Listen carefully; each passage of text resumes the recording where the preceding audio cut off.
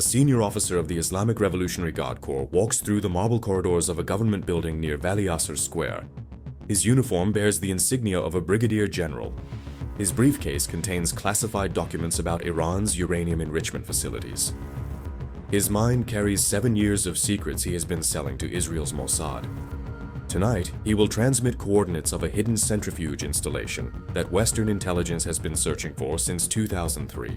In 72 hours, that transmission will trigger a cascade of events that reshapes Middle Eastern geopolitics. But the man walking through those corridors doesn't know that his 7-year career as Israel's most valuable asset inside the Islamic Republic is about to end. Not through Iranian counterintelligence, not through American betrayal, but through a photograph taken by a tourist in Dubai 14 months earlier. This is the story of Operation Jericho Veil, how Mossad recruited, trained, and ran a deep penetration agent inside the most paranoid security apparatus in the Middle East. It's about patience measured in years, tradecraft perfected across generations, and the invisible architecture that allows one nation to see inside another's most guarded secrets. The man Mossad would eventually designate as Source Persepolis was born Farhad Mohammadi in 1961 in Shiraz, the ancient Persian city of poets and gardens. His father was a mid-level bureaucrat in the Shah's government. His mother taught literature at a local secondary school. They were not wealthy, but they were comfortable, part of the educated middle class that had benefited from Mohammad Reza Pahlavi's modernization programs while remaining quietly ambivalent about political matters. Farhad grew up reciting Hafez and studying mathematics with equal facility. His teachers noted his exceptional memory and his ability to remain calm under pressure, qualities that would later serve very different purposes. The Islamic Revolution of 1979 transformed everything. Farhad was 17 when Ayatollah Khomeini returned from exile and the Shah fled. He watched neighbors denounced as monarchist collaborators. He saw his father interrogated about connections to the former regime, eventually cleared but forever marked by the experience. The message was clear. Survival required adaptation. Farhad adapted. He grew a beard, attended Friday prayers, joined the Basij militia, and demonstrated the revolutionary fervor expected of young men in the new Islamic Republic. But beneath the performance, something calcified. A cold pragmatism that would eventually make him susceptible to Mossad's approach. The Iran-Iraq War erupted in September 1980. Farhad was drafted into the regular army, serving as a communications officer on the southern front near Khorramshahr. The carnage he witnessed over the next 8 years, the human wave attacks, the chemical weapons, the endless funerals, deepened his cynicism without, diminishing his survival instincts. He distinguished himself not through bravery in combat, but through quiet competence in logistics and administration. Senior officers noticed his reliability, his discretion, his ability to navigate bureaucratic complexities. When the war ended in 1988, Farhad transitioned into the Revolutionary Guard's expanding administrative apparatus, beginning the slow climb through ranks that would eventually place him at the heart of Iran's most sensitive programs. By 2001, Farhad had achieved the rank of colonel and served as a logistics coordinator for the IRGC's Strategic Planning Division. His responsibilities included managing supply chains for military installations throughout central Iran. The position was not glamorous, but it provided access, knowledge of facility locations, personnel rotations, equipment transfers, and budget allocations. Information that, when properly analyzed, could reveal far more than Iranian security officials realized. It was this access that made Farhad valuable, and it was his growing disillusionment that made him vulnerable. The recruitment began not in Tehran, but in Dubai. Farhad traveled there twice yearly on approved government business, ostensibly purchasing industrial equipment through intermediaries who helped Iran circumvent international sanctions. These trips provided rare opportunities for contact with the outside world, nights in luxury hotels, conversations with foreign businessmen, glimpses of prosperity that contrasted sharply with revolutionary austerity back home. Mossad's talent spotters had identified him during his third Dubai visit in 2000, noting patterns that suggested potential. A man who drank discreetly in hotel bars despite Islamic prohibition. A man who lingered over Western magazines in airport lounges. A man whose eyes carried the particular weariness of someone maintaining a performance he no longer believed in. The approach took 18 months of careful preparation. Mossad created a commercial entity registered in Cyprus, a trading company dealing in industrial components with legitimate contracts throughout the Gulf region. They inserted a field officer under business cover, a woman named Rachel who carried a Belgian passport and spoke flawless Farsi learned during childhood in a Tehran suburb before the revolution. Her legend was impeccable. Daughter of a Belgian engineer who had worked for the national Iranian oil company in the 1970s, raised partly in Iran, now representing European manufacturers seeking Middle Eastern markets. When she encountered Farhad at a Dubai trade conference in March 2002, nothing about the meeting seemed accidental. Nothing about it seemed planned either. That was the art. Their initial conversations were purely commercial. Rachel represented a German pump manufacturer whose products could serve Iranian industrial needs. Farhad expressed interest, but explained the complexities of doing business with a sanctioned nation. They exchanged cards. Over subsequent months, they communicated through encrypted business emails about potential transactions that never materialized. The relationship developed slowly, professionally, with Rachel never pushing beyond appropriate boundaries. She seemed genuinely interested in facilitating trade, not in extracting information. This patience was deliberate. Mossad understood that rushing the recruitment would trigger suspicion. The target needed to feel he was making choices, not being manipulated. The pivot came during Farhad's November 2002 Dubai visit. Rachel invited him to dinner to discuss a promising contract. Over wine that Farhad consumed with the particular enthusiasm of someone rarely permitted such indulgence, conversation drifted from business to biography. He spoke about the war, about friends lost, about the gap between revolutionary ideals and revolutionary reality. Rachel listened without judgment. She shared stories of her own displaced childhood, the family's departure from Iran, her father's difficulty adjusting to European life. Two people shaped by the same historical forces, finding unexpected common ground across enemy lines. What Farhad did not know was that Rachel's biographical details had been crafted specifically to create emotional resonance. Mossad psychologists had analyzed his file for months, identifying vulnerabilities and pressure points. His cynicism about the regime, his financial pressures, supporting aging parents and a brother whose business had failed, his isolation within a system that rewarded conformity over competence. The dinner conversation was not spontaneous connection. It was precision-engineered rapport building, designed to establish trust that could later be leveraged. The financial element entered gradually. Rachel mentioned that her company sometimes compensated consultants who helped navigate complex regulatory environments. Nothing improper, just practical recognition that expertise had value. Farhad expressed polite interest without commitment. 3 months later, during his next Dubai visit, Rachel presented a consulting agreement. Modest fees for advice on Iranian import procedures. The work was genuine. The paperwork was legitimate. The payments were deposited into an account Farhad could access without triggering Iranian banking surveillance. He had not yet crossed any line he couldn't rationalize. He was simply being compensated for professional knowledge any trade specialist might possess. But the line between commercial consulting and intelligence cooperation is measured in gradations so fine they become invisible until suddenly you're on the other side. Rachel's questions evolved over months. What challenges did Iranian industries face? What equipment was difficult to obtain? Which facilities were expanding? Farhad answered because the questions seemed commercially motivated. A supplier understanding market needs. By mid-2003, he was providing information that had clear intelligence value without fully acknowledging to himself what he was doing. The cognitive dissonance was managed through compartmentalization. He was helping facilitate trade that benefited ordinary Iranians. He was being compensated for expertise. He was not betraying his country. He was navigating a complex world where categories like loyalty and treachery were less clear than propaganda suggested. The explicit recruitment occurred in September 2003.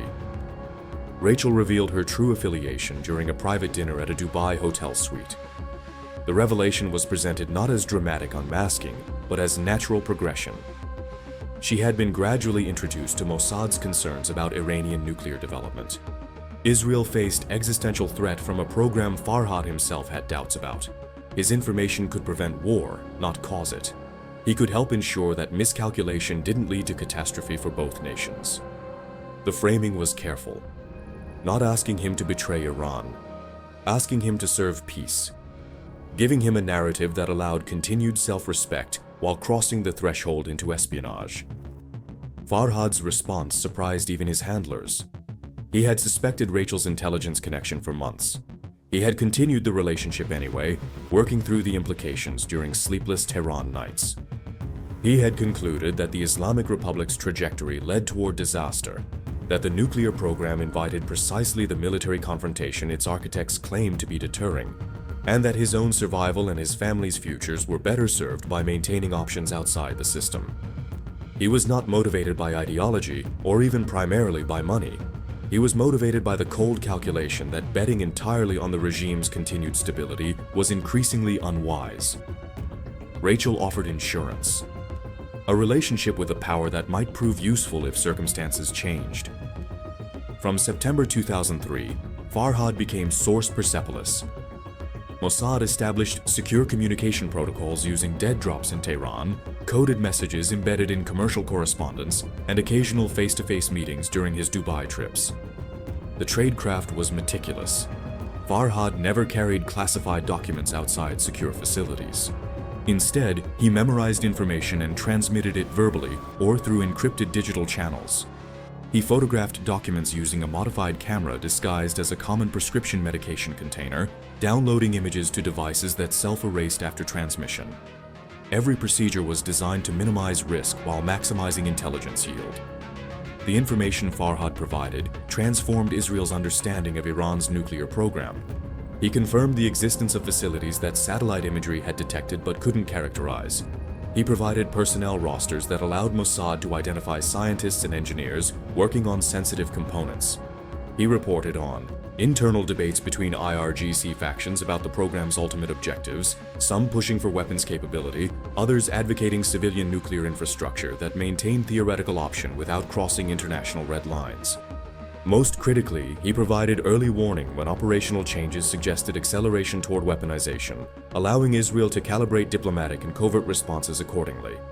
His value increased dramatically when Mahmoud Ahmadinejad became president in 2005. The new administration's confrontational rhetoric alarmed Israeli strategic planners who struggled to distinguish genuine intention from political theater. Farhad's reporting provided essential context. Which statements reflected actual policy? Which were domestic political positioning? Where were the real decision points? His assessments helped Tel Aviv understand that despite inflammatory public statements, significant factions within Iranian leadership remained cautious about crossing thresholds that would invite military response. This intelligence arguably prevented premature Israeli military action that could have destabilized the entire region. The promotion that made Farhad most valuable came in early 2007 when he was elevated to Brigadier General and assigned to a newly created Strategic Coordination Unit. The position provided access to information from multiple IRGC divisions, including the Al-Quds Force responsible for external operations and the Aerospace Force managing missile development. Farhad suddenly saw connections invisible to officers confined to single domains. He understood how different programs related, where resources were being concentrated, what priorities were actually driving decisions as opposed to what official rhetoric proclaimed. For 2 years, Source Persepolis delivered intelligence that American and Israeli officials later described as unprecedented access to Iranian strategic thinking. He reported on negotiations with North Korean missile technicians. He documented shipments of advanced centrifuge components from networks in Pakistan and Malaysia. He provided advance warning of military exercises designed to demonstrate retaliatory capability. He even reported on internal Revolutionary Guard discussions about succession scenarios should Supreme Leader Khamenei's health deteriorate. Each piece of information was cross-referenced with other sources and technical collection, building a mosaic that revealed Iranian capabilities and intentions with remarkable clarity. But every intelligence operation carries the seeds of its own exposure. The longer an agent operates, the greater the accumulated risk.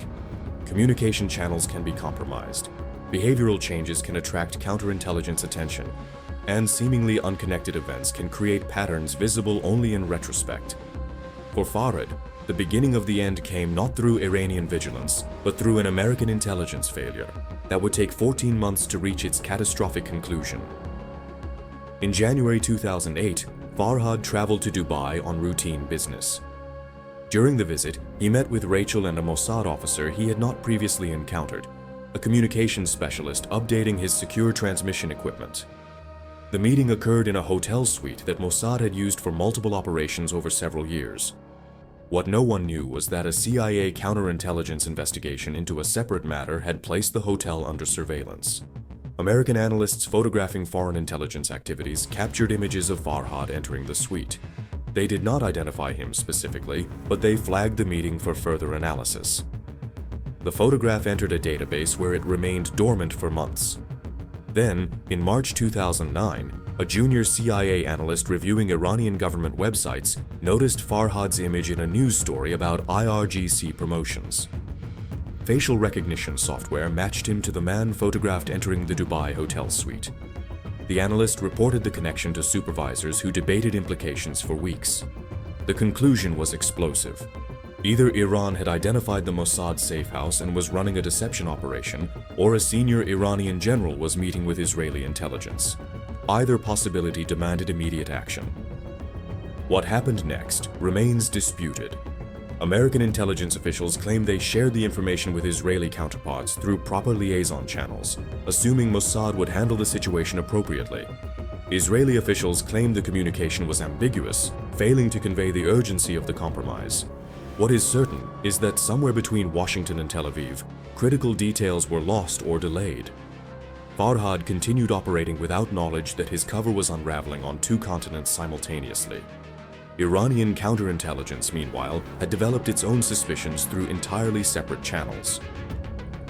Analysis of communication patterns had identified anomalies in signals traffic from facilities Farhad accessed. Revolutionary Guard security officers noted that certain operational details had appeared in Israeli media reporting with timing that suggested insider knowledge. They had not identified Farhad specifically, but they had narrowed their investigation to a small circle of senior officers with access to the compromised information. Enhanced surveillance was approved for everyone in that circle, including Farhad. The extraction should have occurred in April 2009. Mossad's Tel Aviv headquarters received sufficient warning to recognize that Source Persepolis was in danger. An elaborate exfiltration plan existed for precisely this contingency. Farhad would travel to Turkey on fabricated family business, cross into Iraqi Kurdistan with assistance from local assets, and fly from Erbil to Tel Aviv under diplomatic cover. The operation required 72 hours and coordination across multiple regional stations. It was never executed. The delays stemmed from institutional factors that intelligence agencies rarely acknowledge publicly.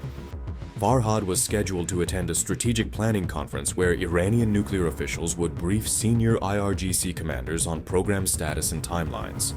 The intelligence value of that conference was immense.